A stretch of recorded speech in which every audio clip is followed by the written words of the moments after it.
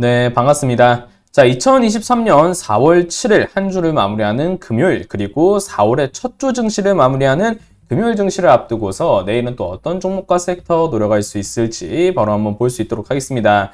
자, 이번에도 일단 시간에 단일가 등락률 순위를 통해서 힌트를 좀 찾아볼 수 있도록 할 것인데, 일단은 상승률, 그러니까 상승 등락률 포인트로만 본다라고 한다면 눈에 띄는 종목들도 있습니다. 전반적으로 봤을 때 탄소 중립 관련주들이라던가 이런 흐름이 좀 눈에 띄는 모습, 그러니까 탄소 중립이라던가 원전이라던가 이런 포인트가 몇 확인되는 부분은 있는데, 시간의 단일가 등락률 순위 같은 경우에는 제가 말씀을 드렸지만 등락률 순위로 보는 게 아니라 거래대금 순위로 봐야 됩니다. 자, 왜 그러냐라고 말씀을 드리냐면 시간의 등락률은 허수성이 많아요. 그렇기 때문에 거래대금이 등락률 그 퍼센테이지를 얼마나 신뢰할 수 있을 만큼 형성을 해주었느냐에 따라서 추세적인 대응 포인트가 달라질 수 있는 부분이기 때문에 항상 시간의 단일가 등락률 순위를 볼 때는 거래대금에 포인트를 두시고 봐야 된다는 점 인지해 주시면 되겠습니다. 자, 이렇게 보면 어느 정도 가이드가 보이죠. 아까 말씀드렸던 것처럼 탄소 중립 관련주들도 좀 몇 보이고요. 그와 더불어서 에코프로비엠이라던가 하이드로리튬, LNF, 그리고 어반리튬, 에코프로HN 이런 2차전지라던가 리튬 관련주들의 포인트가 다시 한번 확인되는 그런 모습이 보이고 있습니다. 자, 제가 오늘 장중에 브리핑을 통해서 체크 드릴 때도 말씀을 드렸는데 2차전지 관련주들이 오늘 시장이 상당히 이렇게 낙폭을 꺾다가 후반부에 머리를 틀어주는 그런 모습이 나왔거든요. 근데 이렇게 머리를 틀어주는 모습 구간에서 2차전지 관련주들의 방향성이 나와 주었단 말이에요. 2차전지 관련주들이 머리를 드는 모습이 나왔어요. 그렇기 때문에 이 포인트 명확히 지금 시장 장중에는 확인이 되지 않지만 만약 이 수급이 참수급이라고 한다면 시간의 거래대금이 형성되는 섹터가 주로 2차전지로 밀집될 가능성이 높다라고 말씀을 드렸습니다. 그러한 측면에서 오늘은 2차전지 관련해서 LNF라는 종목 한번 살펴볼 수 있도록 할 거고요. 그와 더불어서 최근 바이오 관련주들의 강세 포인트가 상당히 좀 두드러졌습니다. 그리고 오늘 라이브 방송 중에 어떤 회원님께서도 좀 문의를 주셨던 박셀바이오라는 종목이 있었는데 그 박셀바이오라는 종목 역시도 충분히 단기적으로 노려볼 만한 포인트로 차트가 만들어지고 있는 자리, 그리고 시간의 거래대금까지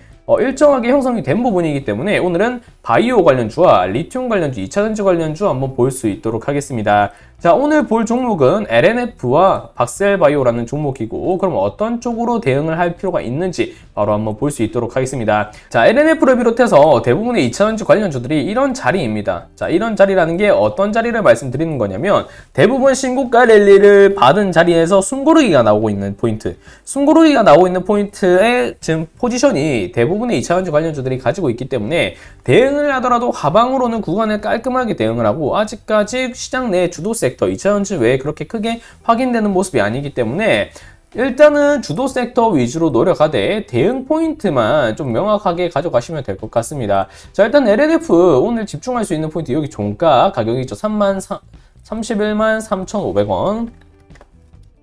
일단은 요 구간, 앞서서 매집형 꼬리 구간의 지지 포인트로 받을 수 있는 요 종가상의 가득 찬 양봉 캔들이 의미 있는 저항과 지지의 포인트로 확인이 되면서 아래 꼬리를 잡아 주었단 말이에요. 그러면 여기서 추세가 N자형으로 반등이 나오기 위해서는 결코 시간의 포인트를 배제할 수 없습니다. 자, 그 과정에서 시간의 거래대금이 형성은 크게 됐어요. 거래대금의 형성이 크게 되었는데 아까 전에 보셨죠? 순위권 안에 들어있는 거 퍼센테이지는 크지 않단 말이에요. 오히려 퍼센테이지가 크지 않은 상태에서 거래대금이 강하게 몰렸다는 거, 이게 인상적인 포인트가 될 수 있습니다. 자, 일단은 1% 내외의 안정적인 그런 스타팅 포인트를 가져갈 수 있고요. 일단은 갭으로 1% 내외의 출발을 보여준다라고 한다면 해당 포인트가 지지로 인식될 가능성이 높기 때문에 내일 시간에서 다발적인 2차전지 관련주들의 상승 포인트를 확인했을 때 일단 LNF 기술적인 반등 포인트를 확인할 수 있는 자리인가 더불어서 거래대금, 실간의 거래대금이 상위 포지션에 취해져 있는 부분이기 때문에 N자형 패턴의 추세를 그려갈 가능성, 그려갈 의지가 상당히 좀 충분할 여지가 높은 종목이다, 이렇게 보시면 되겠습니다. 자, 대부분의 박스권으로 N자형 패턴을 그리면서 올라오는 자리들 같은 경우에는 이렇게 매집과 지지 포인트가 뚜렷하게 형성되는 경향이 있기 때문에 이미 앞서 매집형 꼬리를 먹어준 양봉이 지지로 인식되는 아래 꼬리 캔들을 확인한 자리에서 시간의 섹터에서 트리거로 작용할 수 있는 거래대금이 2차전지로 확인이 되었다는 점 충분히 좀 주목을 해볼 필요가 있다, 이렇게 보시면 되겠습니다. 자, 그 다음 살펴볼 종목은 말씀드렸듯 박셀바이오라는 종목입니다. 자, 바이오 관련주죠. 일단 기본적으로 최근에 바이오 관련주들의 흐름이 상당히 좀 강하게 형성되는 모습을 볼 수 있었습니다. 제가 반도체 관련주들을 체크 드릴 때도 마찬가지였고 2차전지 그리고 오늘 라이브 방송에서도 말씀을 드렸는데 코로나 이후에, 코로나 강세 특수 이후에 시장이 크게 빠지다 보니까 이 과정에서 대부분의 종목들이 장기 이평선 241선 미만으로 떨어지는 흐름이 많이 나왔다라고 말씀드렸습니다. 그리고 나서 241선을 뚫어주고 나서 횡보하는 박스를 확인하는 자리가 주도 섹터가 되는 경우가 많더라. 그런 흐름이 2차전지 로봇 AI에서 나오고 그 이후에 반도체에서 나오더라 라고 말씀을 드렸는데, 이 초입 흐름이 지금 바이오 관련주에서 흐름이 나오고 있습니다.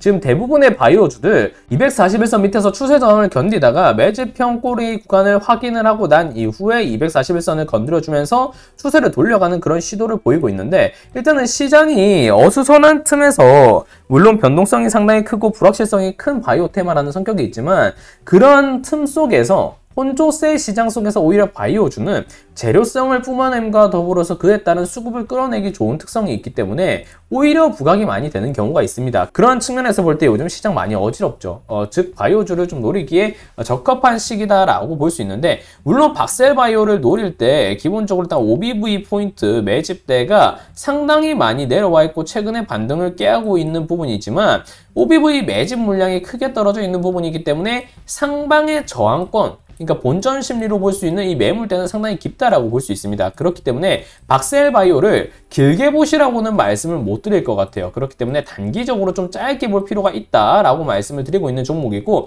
앞서 매집대를 제거하고 156일선 정도로 캔들을 끊어서 본다라고 한다면 차트가 상당히 예쁘게 만들어지고 있습니다. 일단은 앞선 윗꼬리 포인트들을 모두 뚫어내면서 241선을 돌파 후 일단은 안착을 해준 모습이고요. 이 구간에서 최근 거래량을 크게 터뜨려주면서 매집대 역시 끌어올려준 모습입니다. 자, 이와 더불어서 일단 거래대금도 시간에서 거의 100억가량 터졌거든요. 100억가량 터졌다는 것은 절대 적은 금액이라고 볼 수 없는 부분이죠.